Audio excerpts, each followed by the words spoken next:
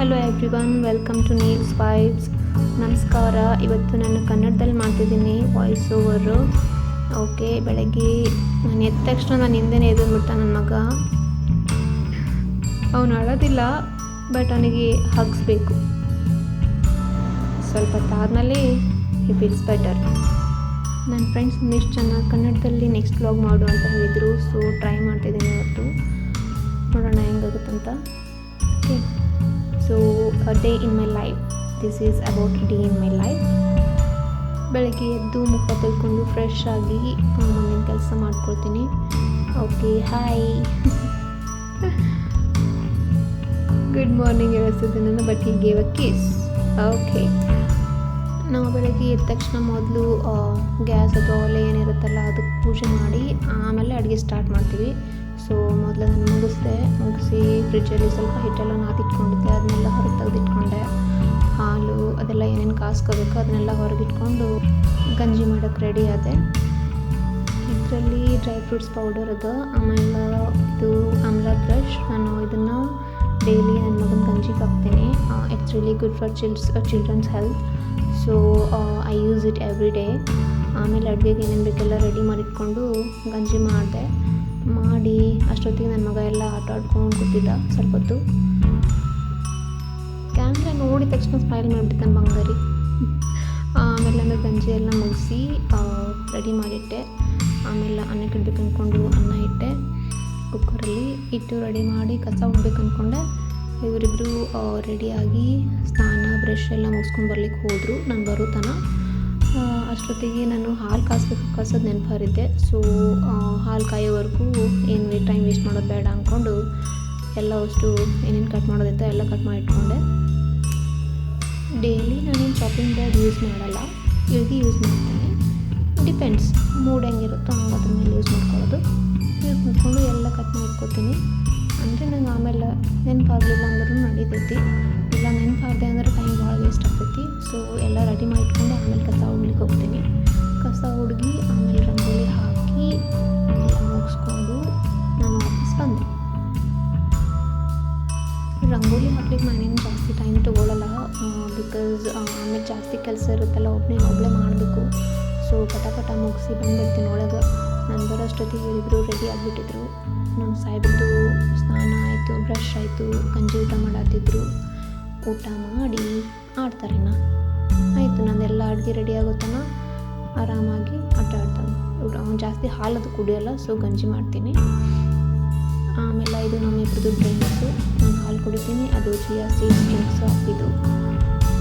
ಒಳಗೆ ಬಂದಮೇಲೆ ಟೊಮೆಟೊ ಸಾಂಬಾರು ಮಾಡಿದೆ, ಭಾರಿ ಆಗಿತ್ತು.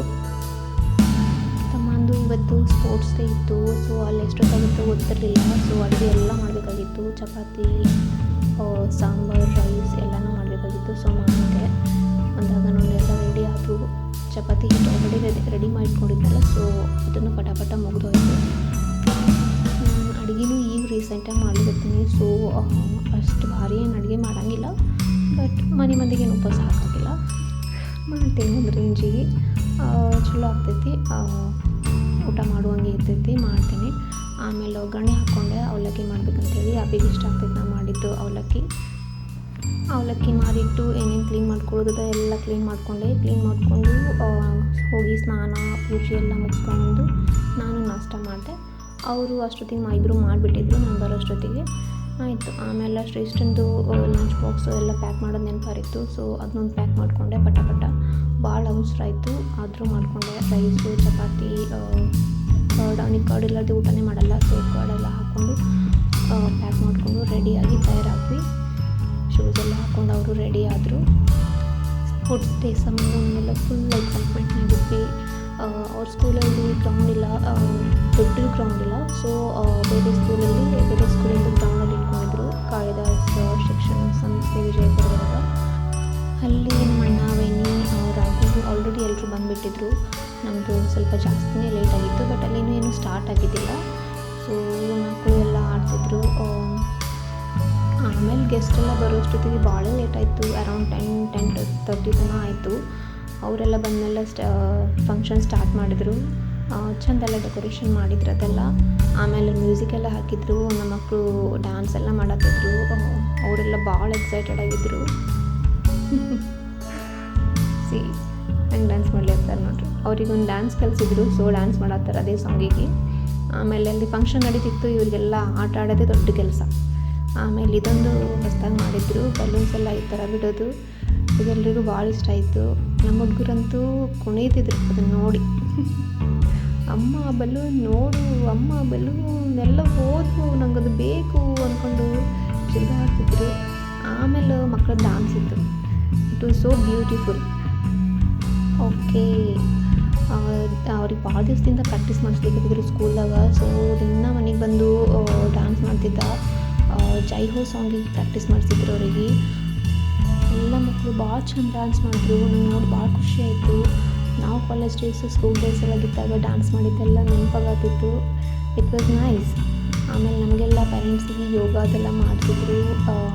ಒಂಥರ ಮನಸ್ಸಿಗೆ ಸಮಾಧಾನ ಆಯಿತು. ಸೂರ್ಯ ನಮಸ್ಕಾರ ಅದೆಲ್ಲ ಮಾಡಿಸಿದ್ರು. ಚಲೋ ಅನ್ನಿಸ್ತು.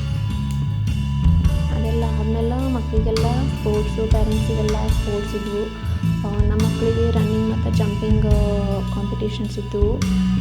ಅದರ ಪ್ರೈಸೇನು ಎಲ್ಲರಿಗೂ ಮೆಡಲ್ಸ್ ಆ್ಯಂಡ್ ಸರ್ಟಿಫಿಕೇಟ್ಸ್ ಕೊಟ್ಟರು. ವಿನ್ನಿಂಗ್ ಆ್ಯಂಡ್ ಲೂಸಿಂಗ್ ಅಂತ ಏನೂ ಇಟ್ಟಿರಲಿಲ್ಲ. ಸಣ್ಣ ಮಕ್ಕಳೆಲ್ಲ ಇನ್ಸ್ಟ್ರಕ್ಷನ್ಸ್ ಎಲ್ಲ ಫಾಲೋ ಮಾಡೋಕ್ಕಾಗಲ್ಲ ಅಂತ. ಆಮೇಲೆ ನಾವು ಊಟ ಮಾಡಿದ್ವಿ. ಎಲ್ಲರೂ ಹೊರಗಡೆ ಬಂದು ಒಂದು ರೆಸ್ಟೋರೆಂಟಿಗೆ ಹೋಗಿ ಅಲ್ಲಿ ಮಕ್ಕಳೆಲ್ಲ ಆಟ ಆಡ್ಕೊಂಡು ಊಟ ಎಲ್ಲ ಮಾಡಿದ್ವಿ. ಅದಾದಮೇಲೆ ನಮ್ಗೆ ಸ್ವಲ್ಪ ಶಾಪಿಂಗ್ ಇತ್ತು. ಸೊ ಪಾಮಾಟಿಗೆ ಹೋದ್ವಿ, ನಿಯರ್ ಬೈ ಅಲ್ಲೇ ಇತ್ತು. ಸೊ ಎಸೆನ್ಷಿಯಲ್ಸ್ ಏನಿದ್ವು ಅವೆಲ್ಲ ತೊಗೊಂಡ್ವಿ. ಪಾಮಾರ್ಟ್ ಒಳಗೆ ಬುಕ್ ಕಲೆಕ್ಷನ್ಸು ಚಲೋ ಇದ್ವು. ನಮ್ಗೆ ಚಲೋ ಅನ್ನಿಸಿದ್ವು. ಒಂದಿಷ್ಟು ಬುಕ್ಸ್ನೂ ಖರೀದಿ ಮಾಡಿದ್ವಿ. ಇಲ್ಲಿ ನೋಡಿರಿ, ನಮಗೆ ಅಂತೂ ವೆಹಿಕಲ್ಸ್ ಅಂದ್ರೆ ಭಾಳ ಇಷ್ಟ. ಅಲ್ಲಿನೂ ಅದೇ ಬುಕ್ಸೇ ತೊಗೊಂಡಿಂತಾನೆ.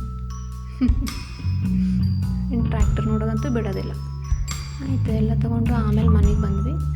ಮನೆಗೆ ಹೋಗೋಷ್ಟೊತ್ತಿಗೆ ಮಧ್ಯಾಹ್ನ ಅರೌಂಡ್ 2 o'clock ಅದು ಆಗಿತ್ತು. ಬಂದು ಮಲ್ಕೊಂಡೆದ್ವಿ.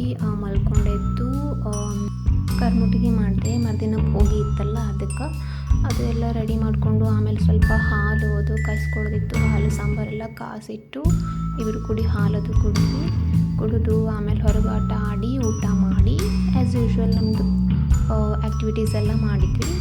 ಮಾಡಿ ಆಮೇಲೆ ಬುಕ್ಸ್ ಎಲ್ಲ ಓದಿ ಮಲ್ಕೊಂಡ್ವಿ. This is it for the day. Thank you for watching. See you all in my next video. Bye bye.